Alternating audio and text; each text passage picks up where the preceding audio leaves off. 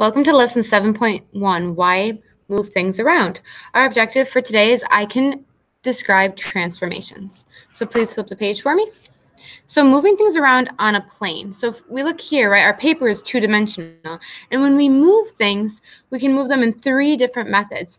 We can rotate, reflect, or translate them. So if we look here, if I take the line AB, and you all have a whiteboard marker and transparency, so you're going to put transparency over AB. It's going to be a little bit hard to see with my reflection here.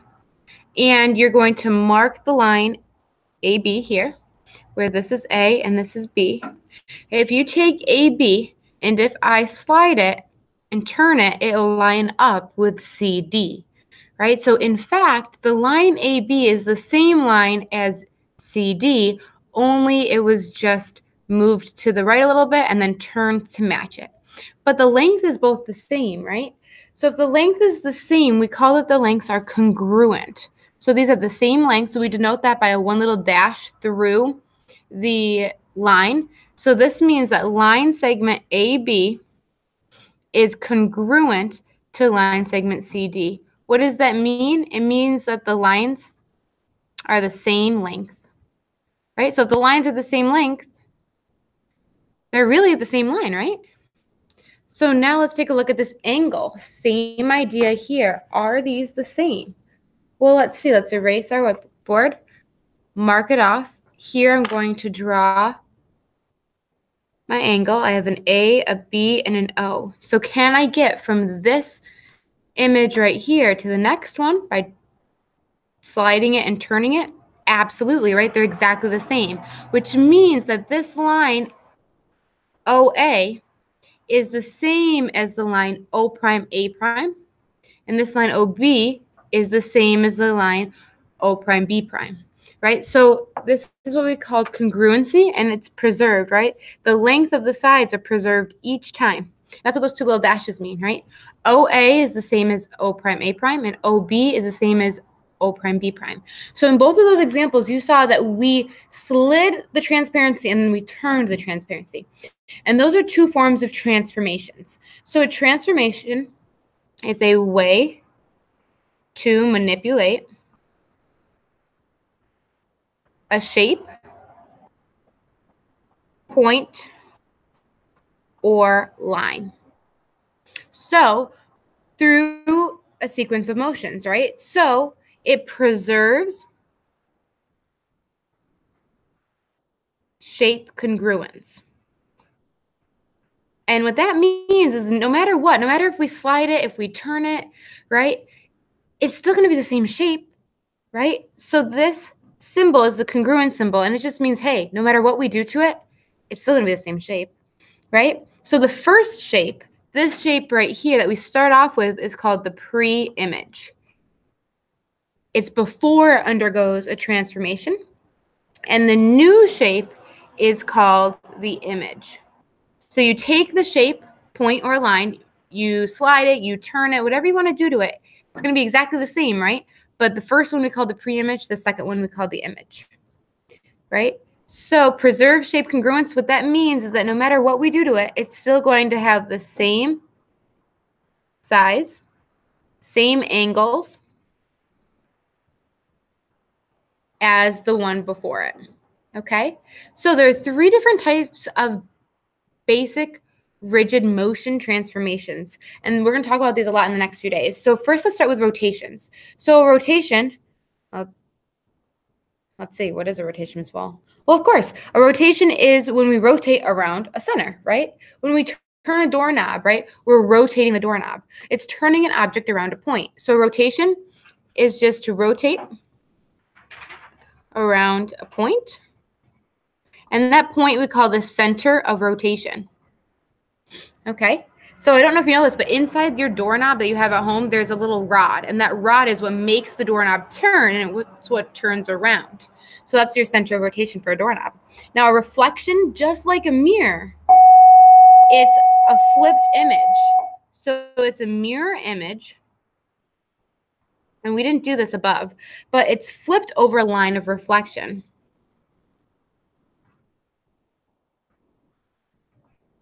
Right? So like if I take my hand and I flip it over, it's still the same hand. My fingers are still the same size. Everything's the same about it. Except now, instead of looking at it like this, we look at it like that. Okay, and a translation. Well, a translation is just a fancy word for when we slide an object. All right, like we did in the first two up here. So we slide the object, but we don't rotate it. It's just strictly sliding. Okay, all right, so let's flip the page. So we have a little exploratory challenge. So what we're going to do here is it says, describe intuitively what kind of transformation will be required to move the figure on the left to each of the figures 1 through 3 on the right. To help with this exercise, use a transparency to copy the figure on the left. Note that you're supposed to begin by moving the left figure to each location 1, 2, and 3. All right, so let's do just that. Let's take our transparency. If yours is anything like mine, we're going to have to erase what it was before. And it wants us to trace this image. So let's start with the first one. I'm just going to trace the outline of it right here. All right, perfect. So now it wants me to know what happens to get from this to number 1. Well, to get to number 1, I have to slide it. Do I have to turn it at all or flip it at all? No, right? So from the first one, from going from 1 to 2, I slide. What is the slide known as? A translation. You got it, right? We translated it. We slid it from one to the next. Now to get from 1 to 2, what are we going to have to do? Well, we're going to have to slide it. But if I slide it, it doesn't quite line up all the way. What do I have to do to make sure that this end is over here? I'm going to have to flip it. Boom. So it's flipped, right? So not only did we slide it, but we also flipped it. So the fancy name for slide was translate, and the fancy name for flip was the reflection. So we reflected it. Okay, so now how do we get from here to the next one? So now if I slide it, I'm here. Whoa, but then what? I could slide it up here. It's not quite on there, though, so I'm going to slide it to the best you can. I'm going to slide it. Then I'm going to turn it to get to this point right here. But then I have to also flip it to get it back here. So we're doing all 3 things in one, right? So first thing I did, back it up, right, is we slid it. So we did a translation first, right? Then after we translated it, we rotated it so it would line up. And then we flipped it, which is known as a reflection. Okay? All right, so let's take a look at the next one. It says, describe what is happening in the diagrams below. So I want you to tell me, using those 3 definitions, rotation, reflection, and translation, how do we get from AB to F of A, B of A? And how do we get from figure A to the image of figure A? Tell me, what is the steps that we do? Okay, so go ahead and pause the video. Make sure to raise your hand to get it checked when you're done. All right, welcome back. Let's flip the page. So this next one, I want you to look and say, what is happening in the picture? Well, it looks like this is the same shape as that one, only instead of it facing this way, it's flipped over that way, right? And if we look, if we wanted to with our transparency, we could see that if we took this shape, right, and we flipped it over, it would bring you that shape, right? So what's happening? It's being flipped, which means it's going to be a reflection of the image, right? But it doesn't necessarily say which one's the first one and which one's the second one, right? So we're going to say that this is the pre-image because that's what we started with. And that this is the image. This is the one that we ended with, okay? So now I want you to take a moment to pause the video and try to think about what it means to have angles that are congruent. So congruent are the same angles, right? So I want you to think to yourself, which angles here are the same? Okay, so let's take a look. So we start here. If F was right here, right, the best way to do this is to think to yourself, well, this is G, this is H, and this is F. When I flip these over, what do I get?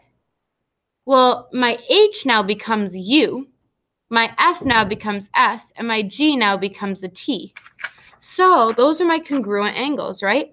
So here we have angle F is congruent to angle S, because that's what it becomes, right? Angle H is congruent to angle U, because when I flip it, H becomes U. And angle G is congruent to angle T, which is what happens when I flip them over. They're exactly the same, right? So now, looking at this next one, I want you to figure out what are corresponding sides that are congruent, right? So looking here, if I take this one, let's say ABC is my pre-image. So we're going to start with that one, and you're going to make it rotate to be on this image. What angle is the same measure as angle A over here? What measures the same angle as angle C? And what measures the same angle as angle B? Okay, so go ahead and write down the corresponding sides that are congruent for this one right here.